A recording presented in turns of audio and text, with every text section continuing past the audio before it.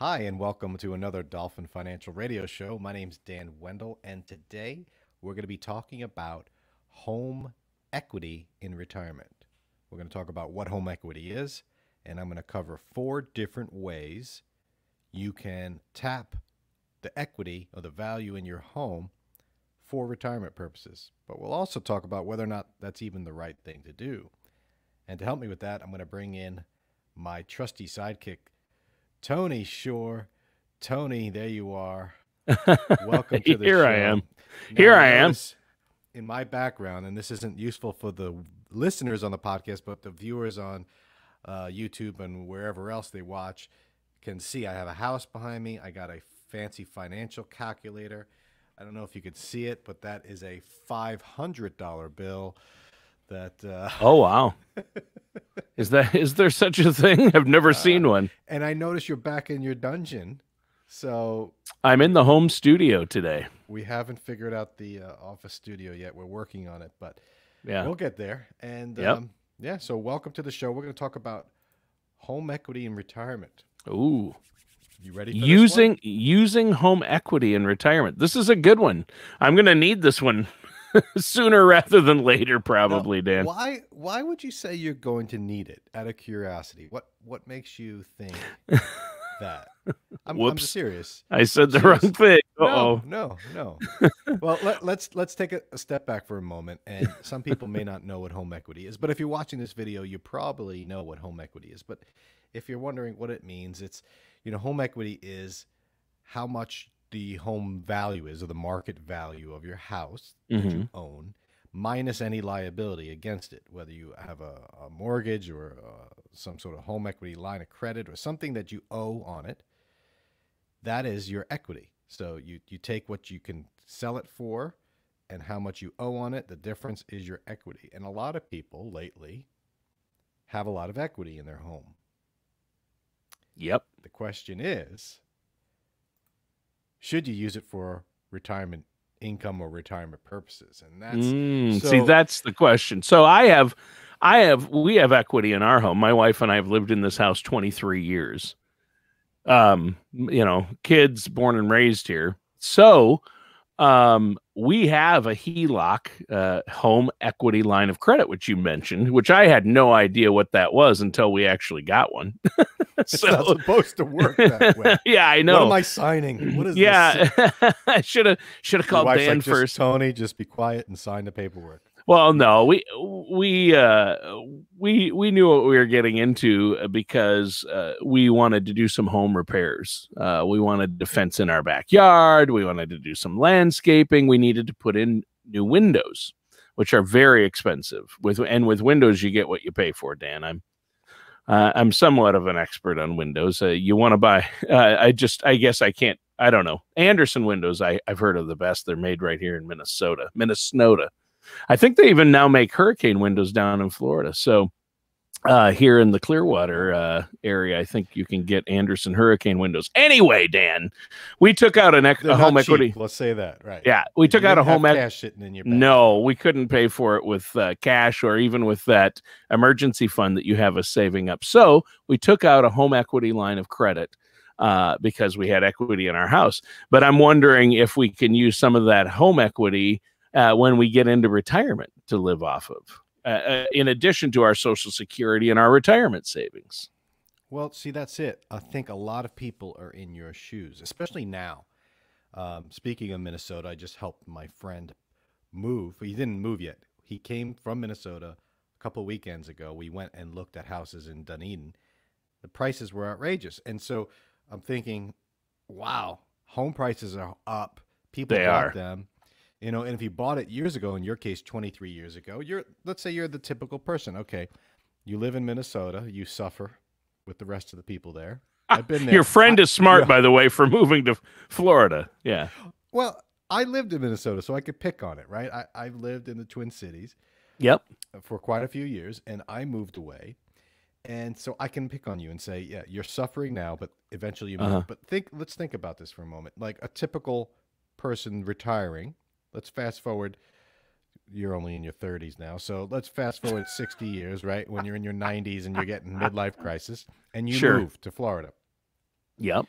You have a lot of people in this country have a 401k retirement savings, and that's it. Yeah. A lot of their net worth is actually in their home. So you bought True. it 23 years ago for, I'm just throwing numbers out there. Let's say you bought it for 100,000 and now it's worth 200,000 if you were to Right. sell it after you fixed it up and made it look nice. So that's $100,000 equity. What can you do with it? Now,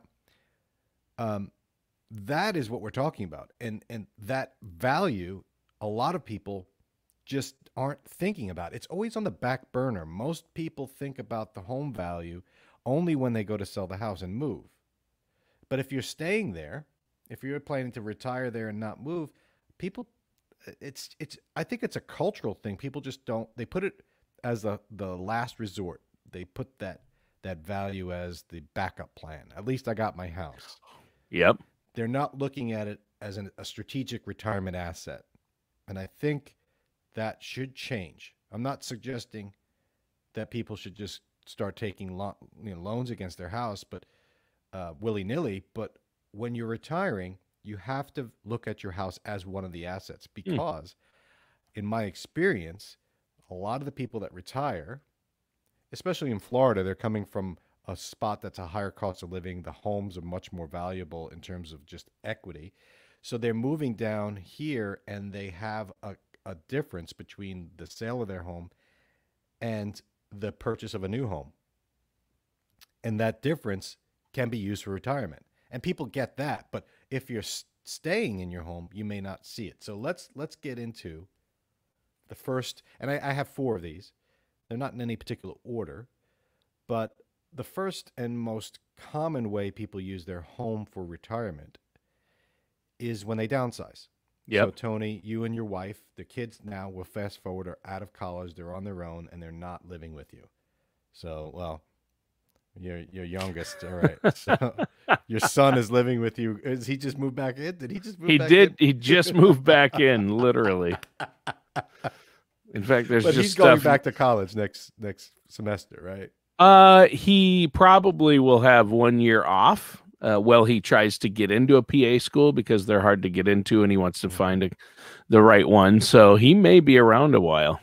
But your youngest is still in high school, so yes. So let's fast forward. You sell your house and you sell it for $300,000, and then you move to. I know you were thinking about Key West, but that's just not realistic for this scenario. So no. you move to rural Nebraska, okay? And the house is $150,000, right? So now you have $150,000. Now that's a lot of what people do. They take that lump sum and they put it toward retirement income. They might, create a pension for themselves. They might use it to put in the bank. They might use it to pay for just expenses, right? Yeah. And so that's the biggest way people use their house as retirement income. The issue with that is you have to actually downsize. You can't upsize, which a lot of people do. Yeah. Right? Yep. A lot of people end up spending more on their house or their living in retirement than they plan or than they probably should. Right. So in your case, you say, all right, I'm going to move to Key West. You sell your house and then you wind up paying the same amount for a new house, but it's half the size. But it's on the beach. Right. So you wait, right? So downsizing is not the proper term for you, but so in your case, that's going to be a problem, right? So you're not going to. That would be a problem. But there's a general style or a general feeling in the current generation of retirees that is, I do not want any debt in retirement. I do not want a mortgage. I want to keep it down really, really low. Mm-hmm. And so they're buying a house for cash and paying for it and not having a mortgage. And what they're fundamentally doing is they are locking in their equity into the current house. And that may not be the best thing for them if they don't have any other funds to live. Right? So there's people out there that are kind of stuck in their house with all their wealth in their current home. And now if they're planning to stay there, is that the worst thing in the world? No. But sometimes you get to the point where, hey, I'm running low on cash. My IRA has been spent down to live.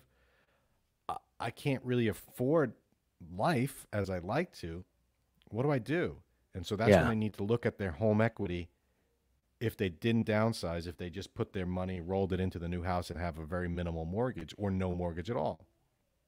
Hmm. So having a mortgage is not the end of the world Right. in retirement, where it used to be the case. No one, the general rule of thumb was you don't have a mortgage. I disagree with that. I think that you can have debt in retirement. It's not the end of the world. You just got to have the right type of debt. Okay. Yeah. So Yeah, there's good debt and bad debt. right. Right. So traditionally, the sale of the house is used to downsize and then use that money. Now, the other real value in this strategy is that when you sell your house, and we did a show on that, and I'm going to put it up here for people that didn't see that. You could sell your house for a profit, and if you're married, you can have a $500,000 capital gain on the sale of your house and not pay any tax on it. Wow. So now, if you took a $500,000 withdrawal from your IRA or 401k, the IRS is like, yes, give me that money. But if you sell your house for a $500,000 gain and you're married, it's $250,000 if you're not married. Then you don't have to pay capital gains tax on it. Well, at least right now. What about the new tax plan? Yeah, well, might change it. They did not address that. They haven't talked about that yet, but you never know. They are talking about changing the capital gains tax rate, but they hadn't mentioned whether or not they're going to eliminate the exclusion of the home sale. Yeah. That would be... Isn't it something called a step up in basis? Right. You get a step up to $500,000. So the first $500,000 is free on the gain. Yeah. If they eliminate the step up in basis, that would be very bad, especially for family farmers. Anyway, that's a whole other show. So, right.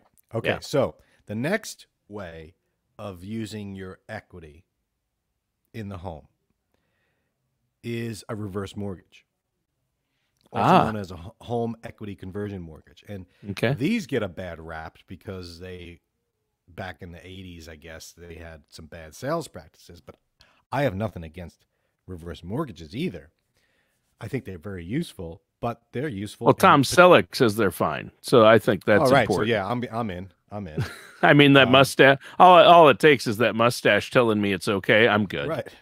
A mustachioed man telling me, especially Tom Selleck. But let's in reality, it takes some of that advertising and someone like Tom Selleck, who's very unthreatening, I would say, to to say, hey, these aren't bad, because they're not, and a lot of it's government regulated, so there's really not much going on there. Yeah, especially the HECMs, they call them HECMs. They're one HECM of a deal. But for some people, right? So you have to be staying in this house. You can't get a reverse mortgage and then move. I mean, it doesn't work that way. So someone that's staying in the house that has a lot of equity, and this is a lot of people. I'm going to die in this house. This is my retirement house, right? Yep. But I'm living off of dog food, but I have a $300,000 equity in the home. I'm not selling. You could get a reverse mortgage, and what you're basically doing is you're borrowing against your house, and you get it in the form of cash. So you're not actually paying mortgage payments.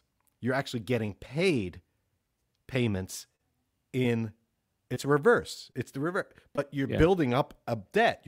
Every time you get $1,000, say you get $1,000 a month from your house, $1,000 is getting added to the tab. You don't have to pay it back. That's the whole beauty of a reverse mortgage, unless you leave the house or you pass away. So what happens if I have here's my, this is where I get confused on reverse mortgages. I get it. So they're giving you $1,000 a month. You don't have to pay your mortgage, but that amount is being added on to what you owe on the house. Mm-hmm. So if you're not making payments and you're taking money out of the equity, your house, is going to be pretty costly. You say you don't have to pay it back, but if I do this in retirement, eventually I will pass away. Then what happens after I die and I've been taking $1,000 a month and not paying a mortgage in a reverse mortgage? Right. So first off, your spouse can keep it. Doesn't have to leave the house. So that's usually the first misnomer. You know, oh my God, if Yeah. I die, my wife's gonna be stuck having to move out, and you know they take the house. The bank takes the house. The bank doesn't take the house. The only thing the bank does is say you owe us this much money. It's just like if you had a regular mortgage and you die, Sure. you have to pay back that mortgage. Okay. So what happens is if you pass away, and let's say you both pass away, you and your wife, and now you had no mortgage on the house. All your equity was in the house. You said, we need money to live. We want to go on vacation. We want to not eat dog food. You start borrowing from it. And next thing you know, you borrowed $100,000 plus interest. So there's interest on this. You have to factor that in. Just like any mortgage, the bank's Sure. charging interest. So all of a sudden you borrowed 100, but now it's worth 125 that you owe. And the house is worth 300,000, but you have a reverse mortgage for 125 outstanding. You pass away. What happens is the kids, say you leave it to the kids can sell the house and pay off the mortgage. They have to pay it off. The whole you don't have to pay it off is while you're alive. So theoretically, you could borrow, and if the house price goes down, if it's worth 300 and then we have a crash and it's worth 100, but you owe 300 on it, random, just saying random numbers. Yeah. You don't have to pay it back. So then when you die, the house is worth less than the loan. You don't have to pay it back. Your kids don't have to pay it back. The mortgage company, the lender, loses out in that deal. But don't worry about them. Okay. Don't worry about them. They have the government's in on this. They have to pay. You have to pay insurance to the government to protect them, so they're not losing out. But reverse mortgages are a great way to stay in the home and tap in the equity without having to leave the home and without having to take on a loan that you're constantly paying for. It's actually the reverse. You get the money out, and you can take a lump sum out too. So yeah, I think reverse mortgages. Now you have to always pay the taxes and the insurance. So you can't just not pay anything and live in the house. If you don't pay the taxes and insurance, they'll come and say, "Yeah, you taking that." But that's same with any loan. You can't borrow against them. You can't have a regular mortgage and not pay taxes and insurance. The government will come after you. Right? The local.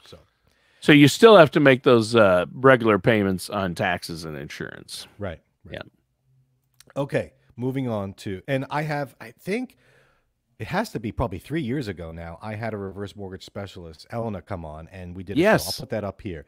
So I might have her come back. It's been 3 years. Some things have changed, not too much. I still believe in them. Again, not. Maybe you could do a video show. Yeah, I'm going to have her for YouTube. Yeah. Okay. Third option: home equity line of credit. This is what you have, Tony. Yep. You can I take have a this in HELOC. retirement. Yep. Now, applying for a HELOC, you have to jump through some hoops. You got to fill out application paperwork, just like anything. And they're going to look at your income and say, can you afford this? So in retirement, you're going to say, oh, I'm not working anymore. But they'll look at IRA withdrawals consistently. They'll look at Social Security payments as income. So you qualify for it. And what this is basically, it's a line of credit. So let's say your house is worth $300,000 and you want money to live. Now, if you need money to live every month, a HELOC may not be the best way. A reverse mortgage may be better. But let's say you just need $50,000 because you want to improve the house, go on a trip, and pay off some credit card debt. Sure. A home equity line of credit allows you to say take $100,000 line of credit, and if you borrow $10,000, then you pay interest on that $10,000. You don't pay interest on the whole 100. You only pay on what you take out and spend. So it's just like a line of credit you take out. So that's kind of nice because it's flexible. And we like it. It's worked really well for us. I mean, it's a great thing to have. Now you might pay fees to get it, but you might get those fees waived if you keep it open for 3 years or something like that. Yeah. Or if you don't pay it off right away. The downside to a home equity line of credit is that it is short term. These typically go 10 years max. It's a variable rate, so you don't know what the rate's going to be. It's constantly changing, and if interest rates go up, the interest on your home equity line of credit will go up. So, and then after that time frame, it balloons. So, hey, give me all the money back, or refinance, or do something. So, you could get caught in a HELOC by not paying attention to it. Right. Just borrowing, not paying it back, and not thinking about it. You gotta pay it back. Boom. We pay an amount every month to pay it back. So right. Yeah. And so some people, and that's another downside is, hey, now you have to pay. Whereas reverse, you don't. But a HELOC is shorter term, and you could borrow and then pay it back. So a lot of people use HELOCs for short-term projects, home improvements, but you can use it for retirement if you need to. For instance, Tony, here's a strategic play that you may not have thought about. I am 64 years old. I am paying ridiculous price for Medicare. I mean, for health insurance, because I'm not on Medicare yet. I don't qualify. I'd like to qualify for a healthcare subsidy, but every time I take money out of my IRA or 401k to pay the bills, that counts as income and the government doesn't give me a subsidy. If you do a HELOC, that's not taxable income. You borrowing from your house, you doesn't consider it income. The IRS, the government doesn't say, oh, you owe us taxes on that. The healthcare.gov system says, oh, that's not considered income for a healthcare subsidy. So you borrow $10,000, doesn't count as income. You get a subsidy now for the year that you need it till you get on Medicare, and then you pay it back. You've thereby gotten a subsidy, which could be a lot more in subsidy from the government than the cost of borrowing. Yeah. So you could use this strategically to reduce your income to qualify for subsidies. If the math works out, you have to look at the math. You have to look at the math. So a lot of people use HELOCs to bridge the gap before retirement, to delay Social Security, to get a healthcare subsidy. So you could be very strategic with borrowing against your home. You just got to do it right, and you got to do the math. And a lot of times it works out. Surprisingly, the amount of money that the government gives you for healthcare subsidy is amazingly large relative to what you would pay in interest if you borrowed from the house. Wow. People just don't think to do that because they think the house is untouchable. But if you do it for a short term, you're 60 years old, you got 5 years till Medicare. Hey, you could do something for the next 5 years. And then once you're on Medicare, income doesn't matter that as much for healthcare subsidies because there are none anymore. Right. And you start paying it back. So it's a pretty good tool. The variable rate's a little scary though in this current environment where the rates are potentially. Well, yeah, the variable, yeah. All right, and last but not least is a regular home loan, a home equity loan. So this would be a fixed rate. Hey, I'm going to borrow against my house for 10 years, 15 years, 30 years. And it's a fixed rate. So you're just getting a mortgage. And people say, oh, I don't want to do that. But think about it. If you could get a lump sum to invest, just like I said, to pay for health insurance, to fix it up, to live while you're young, and as long as you have income planned ready to pay for that, yes, you have to pay a monthly mortgage payment, but you could keep it to a point where it fits in your budget. Why not get some cash infusion? And I put cash out refinance because I think this is a really great tool right now, if done properly. Right. Interest rates are so low. So if you're retired and you have $300,000 equity in your home, which is not unreasonable for retirees who don't have a mortgage, right, they're living life. They say, you know what, I don't want a mortgage, but you can create a refinance if you already have one or start a new one at a really low rate. You can get a mortgage for less than 3%, which 10 years from now might be laughable. Oh my goodness. Can you imagine getting a mortgage for less than 3%? Going rates are 7%, right? Yeah. So you borrow against it now, as long as it's within a budget, and you use that to pay off high interest credit card debt. You use it to do the things you want to do that need to get done now, and you're budgeting for a long-term payment. And you could go 30 years. That rate, or you can go 15 years, an even lower rate. When you do a cash out refinance, you pay a little bit more in interest, maybe 0.25% higher. But even still, the current rates are such that if you can afford a mortgage payment, you could really do well by locking in such a low rate that maybe even a couple years from now, you could use that money and put it in a CD and get more than you're paying on interest on your mortgage. Wow, that's a good point. So but the thing is, Tony, a lot of people don't like mortgages. I don't. Yeah, like that's true. People money. Yeah. Right. Yeah. And I think that's a generational thing.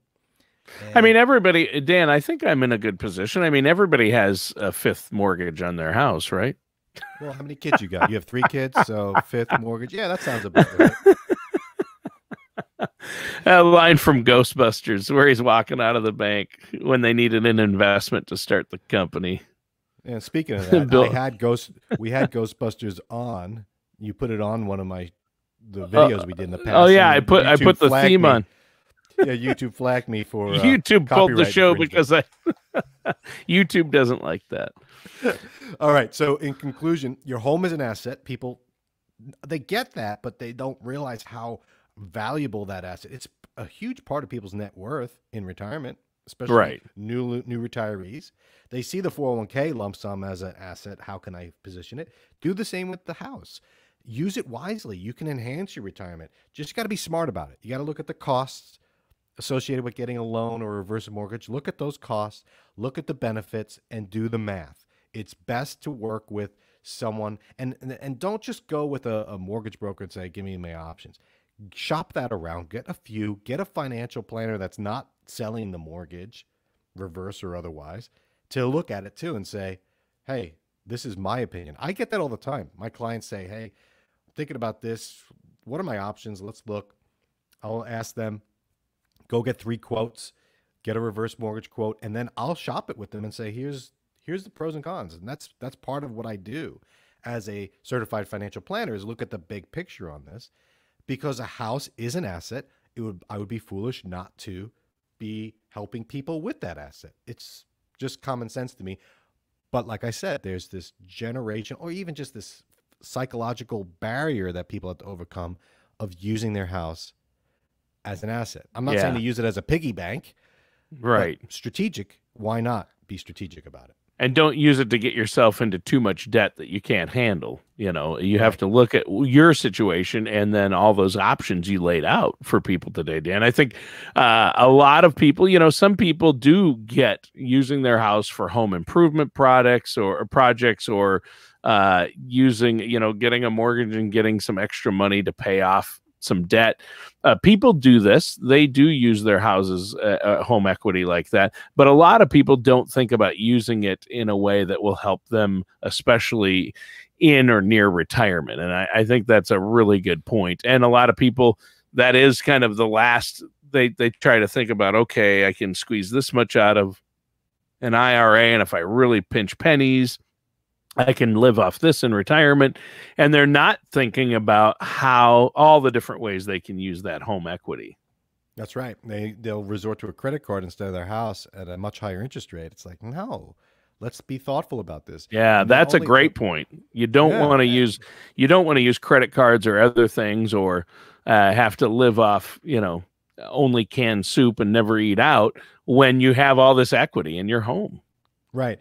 I will say this as a final point, is that a lot of people feel, I'm going to leave the home to my kids. Yes, that's true. Let me say that in most cases, the kids don't want it. The kids don't want your house. Yeah. They have their own lives. You know, there are going to be the kids that are hanging on, waiting for mommy to die so they can have the house. But for the most part, they'd rather you be happy, live a happy life, and not scrape by. And the second you're gone, they're going to sell it and take the cash. They're going to sell it and take the cash. Yeah. Right. Especially if you have multiple kids. They're going to be like, well, we can't split the house. Let's just sell it. Right. So if they sell it for $100,000 less because you borrowed against it to live, they're not going to say, oh my God, I wish mom never took out that home line of credit or the second or reverse mortgage. They're going to say, I'm so glad mom was able to go with us on that trip and could pay for it. And, you know, I'm so glad mom was able to pay for long-term care or a nurse to come in once a day, you know, because the money's going to go anyway. Yeah. Why not use it in the house? And, you know, so again, I think people just need to be more strategic about it. And, you know, that's it. And Tony, you know, the fifth mortgage, we're going to have a discussion off the air here because, yeah, I have a strange feeling that might be accurate. I wish I had that clip from the Ghostbusters movie. Don't worry about it. Everybody has a fifth mortgage on their home to buy the building, to buy the old fire station that was just fire station, right? All right, Tony. Well, thanks for a good show, everybody. Looking forward to it next time, and maybe next week we'll have a little update on Tony's mortgages and make sure that he's not underwater. Yeah, I'm good. Take care. All matters discussed in today's show are for informational purposes only. This show is not investment advice. Dan Whittle nor Dolphin Financial Group are affiliated or endorsed by any government agency. Investment advisory services are offered through Dolphin Wealth Management, Inc., a registered investment advisor in the state of Florida. Insurance products and services are offered through Dolphin Insurance, Inc. Dolphin Wealth Management, Inc. and Dolphin Insurance, Inc. are affiliated companies doing businesses as Dolphin Financial Group. You should talk to someone at Dolphin Financial Group before implementing any of these strategies or ideas.